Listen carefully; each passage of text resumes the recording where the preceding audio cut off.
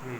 तो आज मैं आप सबको क्लास 10 का ये पावर शेयरिंग कराने वाला हूँ। ठीक है, सिविक्स का चैप्टर है, पहला चैप्टर है, इसका नाम है पावर शेयरिंग। तो इसमें आपको पावर शेयरिंग के बारे में बताया जाएगा। तो बच्चे, पावर शेयरिंग क्या होता है? अगर आपसे कोई ये पूछेगा कि बताओ पावर शेयरिंग क्या होता है, तो यू अगर हम कॉमन भाषा में कहें तो क्या कहेंगे कि पावर का शेयर करना, पावर शेयरिंग करना। पावर का शेयर करना, पावर शेयरिंग करना। अब पावर का शेयर करना इन द सेंस मतलब क्या हुआ कि जैसे आप एक चीज देखो कि आपके घर में कोई फंक्शन हो रहा है, कोई प्रोग्राम हो रहा है, तो आप वहां पे क्या देखते हो कि जो सबसे सीनियर लोग होते हैं या जो गार्जियन के रूप में होते हैं, वो सबको काम बांट देते हैं कि तुम्हें ये करना है, तुम्हें वो करना है, तुम्हें वो करना है। तो उस काम की रिस्पॉन्सिबिलिटी वो व्यक्ति लेता है।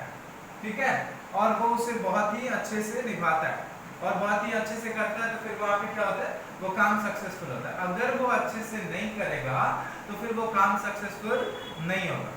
तो हमें पावर शेयरिंग के बारे में बताया गया है, लेकिन उससे पहले ये बताया है कि भाई बताओ कि पावर शेयरिंग जरूरी क्यों है। वो तुम देख लो, आंखें फाड़ के देखो कि पावर शेयरिंग क्यों जरूरी है। और इसमें उसने उसने, उसने इन्होंने हमें बताया है कि बेल्जियम और श्रीलंका दो ऐसे कंट्री के बारे में एग्जांपल दिया है। कौन कौन से कंट्री बच्चे? बेल्जियम और श्रीलंका, इन दो कंट्री के बारे में हमें एग्जांपल दिया है। तो देखो, सबसे पहले तो ये समझ लो बच्चे कि बेल्जियम का कैपिटल क्या है। तो बच्चे, बेल्जियम का कैपिटल अगर आपको याद है तब तो बहुत अच्छी बात है। अगर आपको नहीं याद है तो आप ऐसे याद रखो, ब्रुसेल्स। ठीक है, अब आप ब्रू से परिचित हो कि ब्रू कॉफी होता है, तो याद रखना जहां पे ब्रू कॉफी ज्यादा मिलता है वो हो गया बेल्जियम। वैसे ऐसा नहीं है कि वहां पे कॉफी मिलता है, ये बस मैं याद करने का एक ट्रिक बता रहा हूँ कि बेल्जियम का कैपिटल कोई पूछे तो कहना कि भाई ब्रुसेल्स, वहां पे ब्रू का सेल्स होता है। ठीक है, तो बच्चे अब इसके बाद हमें कह रहा है कि इसका कंपोजिशन क्या है, यानी कि एथनिक कंपोजिशन। इसमें क्वेश्चन में आपको क्या पूछेगा कि भाई इसका एथनिक कंपोजिशन बताओ। यहाँ पे कौन से कम्युनिटी के लोग कौन से रीजन में रहते हैं, कौन सा लैंग्वेज बोलते हैं, ये आपको कहा जाएगा। तो इसमें वैसे तो मेनली जो है वो दो कम्युनिटी के लोग ज्यादा है, लेकिन यूं समझो आप तीन कम्युनिटी, एक डच स्पीकर है, एक फ्रेंच स्पीकर है और तीसरा जर्मन स्पीकर है। ठीक है बच्चे, तो यहाँ पे जो है, अब जहां तक की बात हुई बेल्जियम की, तो बेल्जियम में जो है वो 59% लोग, 59% जो फ्लेमिश रीजन में रहते। कहाँ रहते बच्चे? फ्लेमिश रीजन में। और बोलते क्या है? तो डच लैंग्वेज बोलते हैं। फ्लेमिश रीजन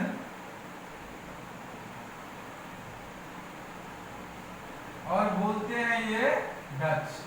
रहते हैं फ्लेमिश में, बोलते हैं डच 59% लोग हैं। क्या कहेंगे? रहते हैं फ्लेमिश में, बोलते हैं डच 59% लोग हैं। और फिर बाकी बचा बच्चे 40, तो 40% जो है, अब यहाँ पे फ्लेमिश में है तो एक फ्लेमिश है, दूसरा वहां पे बलोनिया है। आप बहुत स्मार्टली दिमाग लगा लोगे कि 40% लोग जो है वो कहाँ पे रहते हैं बच्चे? वलोनिया रीजन में रहते हैं। कहाँ पे रहते हैं? वलोनिया। ठीक है, वलोनिया रीजन में रहते हैं। और बोलते क्या है? तो यहाँ पे डच बोल रहे थे, तो ये क्या बोलेंगे?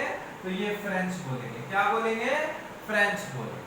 अभी 59 प्लस 40 तो 99 ही होता है, 1% और बच गया, तो 1% वाले लोग ये क्या बोलेंगे? तो ये बोलते हैं बच्चे, तो ये हर जगह रहते हैं बट ये बोलते हैं जर्मन। इनका कोई पार्टिकुलर स्पेस नहीं है, बट ये 1% बोलने वाले क्या हो गए? आपके जर्मन बोलने वाले हो गए, यानी कि जर्मन स्पीकर हो। तो ये तो बात हुई बेल्जियम की। अब हम इसके कैपिटल के बारे में बात करें। तो बच्चे आप याद रखना कि ये बहुत जरूरी है और एग्जाम में इससे क्वेश्चन आता ही है कि इसका एथनिक कंपोजिशन हमें बताओ। तो याद रखना कि 59% लोग जो कि फ्लेमिश रीजन में रहते हैं डच लैंग्वेज बोलते हैं, 40% लोग जो कि वलोनिया में रहते हैं बट वो फ्रेंच बोलते हैं। 1% लोग जो कि जर्मन बोलते हैं। अब हम इसके कैपिटल के बारे में बात कर रहे हैं, तो बच्चे कैपिटल के बारे में बात करेंगे तो वहां पे क्या हो जाएगा, अभी अभी मैंने कहा आपको कि बेल्जियम की कैपिटल कहाँ है, तो बेल्जियम की कैपिटल है बच्चे ब्रुसेल्स। क्या है, ब्रुसेल्स। तो ये ब्रुसेल्स का कंपोजिशन क्या है, तो अब आप एक चीज देखो कि ब्रुसेल्स का कंपोजिशन है,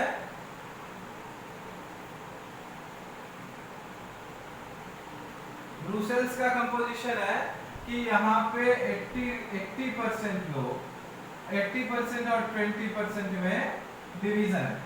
तो यहाँ पे 80% लोग जो है वो फ्रेंच बोलते हैं। अब आप दिमाग लगा लो कि 80 फ्रेंच बोलते हैं तो 20% जो है वही तो डच बोलेंगे। ठीक है, आप एक चीज याद रखो, साथ ही साथ दिमाग में ये रखो कि जो बेल्जियम है वहां पे डच स्पीकर ज्यादा है, बट जो इसकी कैपिटल है वहां पे फ्रेंच स्पीकर ज्यादा है।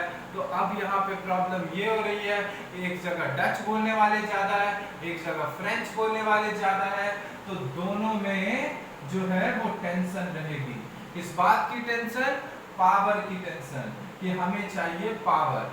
तो ये टेंशन बहुत ही चलते रहा, लेकिन उनके टेंशन में ये था कि हमारे तरह डंडे, लाठी डंडे से लड़ाई नहीं हो रही थी। ठीक है, वहां पे बस उन सब में मनमुटाव था, और ये टेंशन जो है वो मनमुटाव होते रहा, लेकिन वहां पे जो है वो बहुत ही अच्छी तरीके से एकोमोडेट किया गया। अब कैसे एकोमोडेट किया गया कि वहां पे 1970 और 1993 के बीच में उसके कॉन्स्टिट्यूशन में 4 बार एकोमोडेट किया गया। कितने बार एकोमोडेट किया गया बच्चे, 4 बार एकोमोडेट किया गया। और वहां पे ये कहा गया कि भाई जिसकी संख्या जहां पे ज्यादा है उसके वहां पे रिप्रेजेंटेटिव उसी हिसाब से रहेंगे। और उन्होंने क्या किया, उसके कैपिटल में यानी ब्रुसेल्स में उसके भी रिप्रेजेंटेटिव दे दिए, उसके भी रिप्रेजेंटेटिव दे दिए, यानी बहुत ही समझदारी से बेल्जियम में उन्होंने पावर का डिवीजन किया। इसलिए क्या हुआ, वहां पे किसी भी तरह की लड़ाई की पॉसिबिलिटी खत्म हो गई। क्योंकि बच्चा पावर शेयरिंग एक ऐसा चीज है, ये इसलिए जरूरी है क्योंकि बच्चा आप ये समझते हो कि पावर शेयरिंग को एस्पिरेट कहा जाता है डेमोक्रेसी का। क्या कहा जाता है बच्चे, power sharing is called the spirit of democracy. अगर हमारे बॉडी से स्पिरिट को निकाल के हटा दिया जाए तो हमारा बॉडी क्या बचेगा, सिर्फ एक स्केलेटन बचेगा। उसी तरीके से पावर शेयरिंग को अगर डेमोक्रेसी में से हटा दिया जाए तो फिर डेमोक्रेसी नाम की कोई चीज ही नहीं रहेगी। तो बात यहाँ पे ये है पावर शेयरिंग की कि अभी हमने बेल्जियम का एग्जांपल लिया, और मैंने आपको ये भी कहा कि बेल्जियम के लोग बहुत ही समझदारी से यानी बहुत ही जुडिशियसली उन्होंने वहां पे एकोमोडेट कर दिया। अब हम बात करते हैं श्रीलंका की। अब आप ये कहोगे कि सर श्रीलंका की कैपिटल कहाँ है, तो बच्चे अगर हम पुराने बुक के हिसाब से पढ़ते हैं तो श्रीलंका का कैपिटल था पहले कोलंबो, लेकिन अब जो है श्रीलंका का कैपिटल वहां के जो माननीय राष्ट्रपति और प्रधानमंत्री हैं उनके द्वारा चेंज कर दिया गया, और इसका चेंज करके इसका नाम रखा गया श्री जयवर्धनपुरे कोट्टम। क्या रखा गया, श्री जयवर्धनपुरे कोट्टम। नाम थोड़ा बड़ा है लेकिन आपको याद रखना है कोलंबो, क्योंकि आपके एग्जाम में पूछेगा तो वहां पे आपको बताना है कोलंबो। अब इसका एथनिक कंपोजिशन क्या है, यहाँ पे लोग कितने रहते हैं और क्या बोलते हैं। तो देखो बच्चे, सिर्फ मैं आज आपको इसका एथनिक कंपोजिशन बताऊंगा, आगे की बातें मैं आपको अगले क्लास में बताऊंगा। बस आप इसकी एथनिक कंपोजिशन समझ लो। तो बच्चे यहाँ पे कौन कौन थे, तो यहाँ पे सिन्हाला स्पीकर थे। कौन थे, सिन्हाला स्पीकर। दूसरे थे यहाँ पे तमिल स्पीकर। कौन थे यहाँ पे, तमिल स्पीकर। अब जो यहाँ पे सिन्हाला है वो उनकी संख्या है बच्चे 74%। कितना है बच्चे, 74%। जो तमिल है उनकी संख्या है 18%, लेकिन इसमें क्या है, तमिल में भी दो पार्ट बटा हुआ है, एक है श्रीलंकन तमिल। तो श्रीलंकन तमिल जो है इनकी पॉपुलेशन है 13%, और जो इंडियन तमिल है इनकी पॉपुलेशन है 5%। कितने बच्चे? 5%। और क्रिश्चियंस है यहाँ पे 7%। अब बच्चा बाबू एक 1% और भी बचा, तो आप कहोगे सर 1% क्या है? तो 1% बाकी के कम्युनिटी के लोग, 1% जो है यहाँ पे बाकी के कम्युनिटी के लोग हैं। तो आप इसे ऐड कर दो, 74 प्लस 18, 92 प्लस 7, 99 प्लस 1, 100, यानी कि इस तरीके से इसका डिवीजन है। अब यहाँ पे देखो, यहाँ पे greatest difference between Sri Lanka and Tamil speaker. You can also say that these are in the majority community and these are in the minority community. So there is a lots of chances of conflict there. और वहाँ पे conflict होने की possibility ज़्यादा है। अब यहाँ पे conflict क्यों हुआ, कैसे हुआ, कितने दिन चला, ये सब अगर जानना है तो ये मैं आपको नेक्स्ट वीडियो में बताऊंगा। तो बस इसके लिए आपको क्या करना है, चैनल को अपने फ्रेंड में शेयर करो, सब्सक्राइब करो, क्योंकि आपको अच्छा लगेगा तो मुझे खुशी मिलेगी, और मुझे खुशी मिलेगी तो मैं और भी वीडियो डालूंगा। तो इसलिए आप इसे बस शेयर करो सबसे।